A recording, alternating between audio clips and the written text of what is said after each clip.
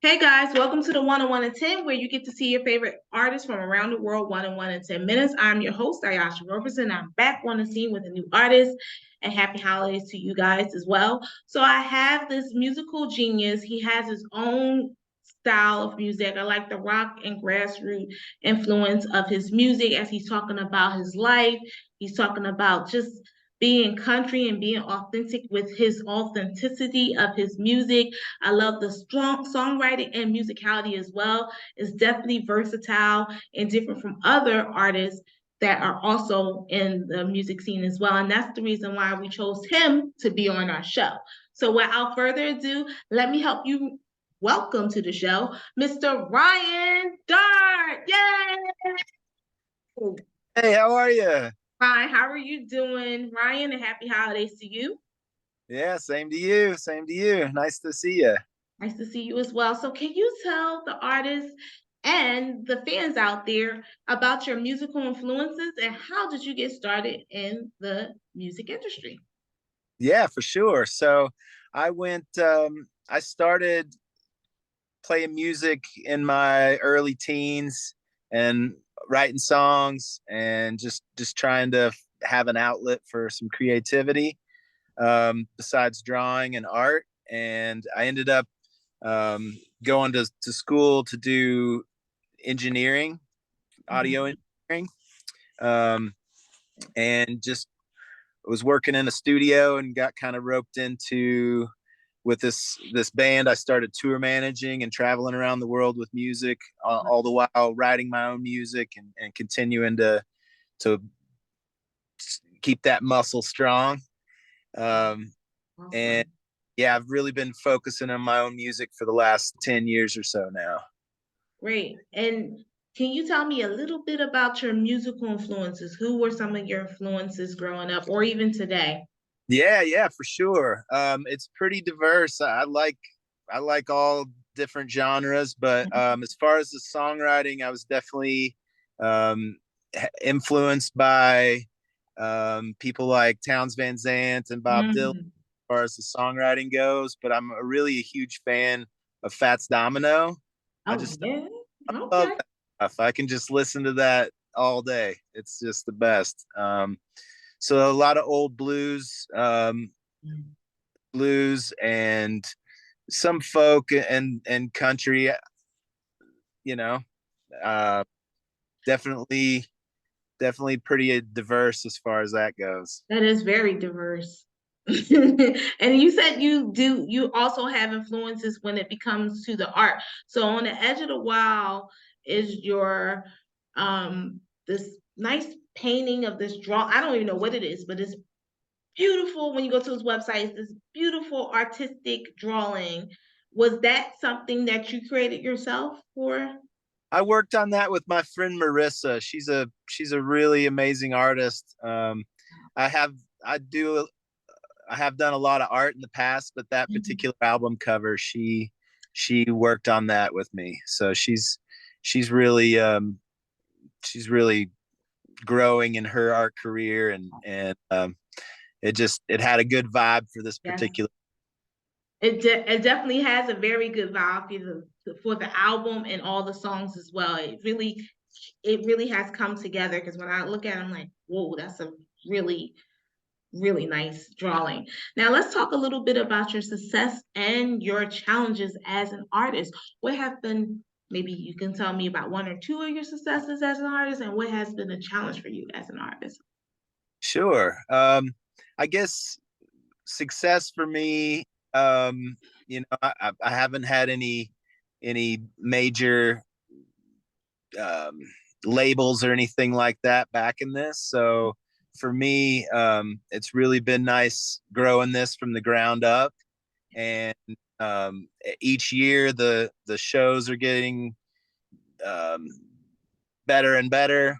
I feel like I'm developing my songwriting skills more and more, and I'm starting to get more festival appearances. I was in Alaska at a festival last summer, and 2023 I think is going to be the next step, doing more festivals and things like that. I love Uh, it. I am lucky enough through all my travels with music and working with different bands. I've got a big, wide group of friends that I can call on for, support or special gifts for bigger shows. Um, so I've been able to do shows with, more rock shows with like my friend Daniel Sproul from Rose Hill Drive, and he played with Ryan Bingham and some other people. Um, but I can also go more country with pedal steel and fiddle. Um, I was lucky enough to get to do a show with my friend Phoebe Hunt out of Nashville last month, and she's amazing. So I feel really lucky to have a big group of folks to pull from. That's great. That's awesome. And you're doing this on your own and it's grassroots and you're able to actually build some momentum going. So that's letting artists know that you can do it too. You just got to stay true to your authenticity, stay true to who you are, because there will never be all these other people have paved the way for us. Those people are still, some of them are still alive, some of them are still are not, and their music lives on. But you as an artist have to really find what your true self is when it comes to your music and your talent as a writer, as an artist, and as a performer. And Ryan has been able to do that. And that trueness and that authenticity comes out in his music. And that's why he's able to elevate and evolve and actually get into different festivals and different events and vineyards and be connected with people because he's staying true to himself.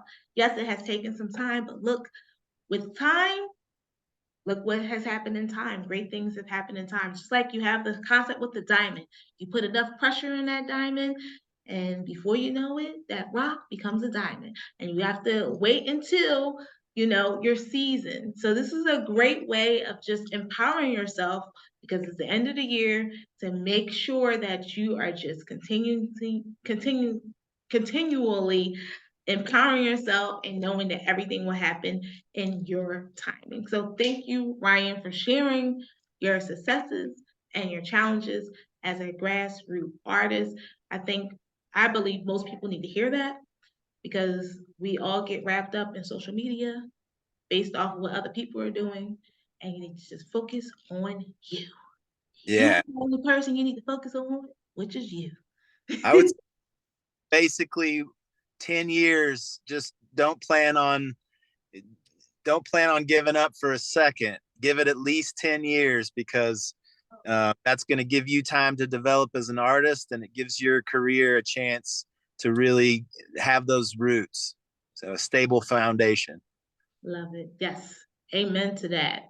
So let's talk about your new album a little bit, The Edge of the Wild. How did you come up with the new album? You have a lot of songs. We're not going to review them based off of time constraints, but how did you come up with the album, the concept? Yeah. So I I I kind of did this. Oh, this album got recorded over about a week to 10 days, um, and we started it out in a cabin, kind of remote place up in a canyon west of Fort Collins, Colorado. And the first day of recording, we'd set up the recording studio, and the power went out right when I was recording the first Wow. song, and went out onto the front porch of this cabin, and the river down below, there was a flash flood, and there was a house floating by, and cars, and it was like this super intense, pretty, something I won't ever forget. It was Wow. kind of traumatic seeing all this.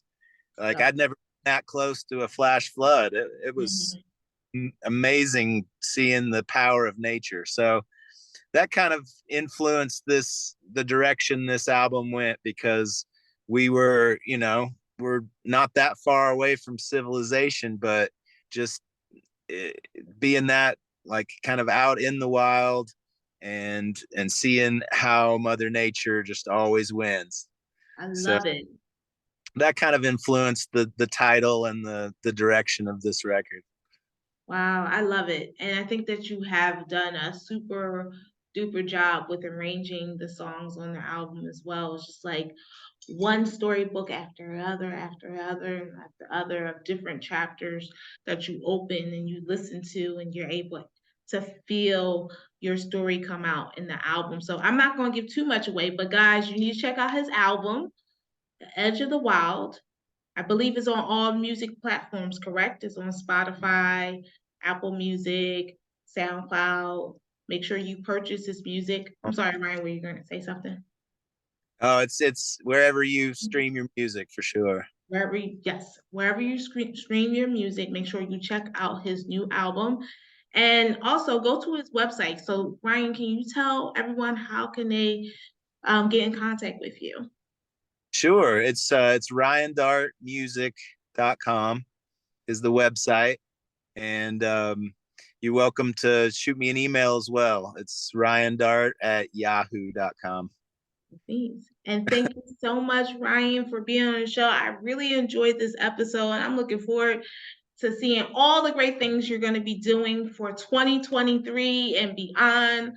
I believe great things are already in your path already. So I'm looking forward to following you on social media and connecting with you as well to make sure I keep up with all the things. RyanDart.com. That should be your next website. Yeah, So that one as well for sure. Well, thank yes. you for having me. I look forward to meeting you next time I make it out to the East Coast. I'd love to connect with you. Definitely. And thank you so much for one tenors for watching this episode of the show. I pray that you have learned so much about this artist, Ryan Dart, and that you will continue to be this powerful artist that you are and continue to strive high for all the things that you desire in life. Just continue to move forward and don't allow anyone to stop you from your purpose with your music. Take care of yourself, guys. Continue to be positive. Continue to shine bright. Talk to you soon. Bye.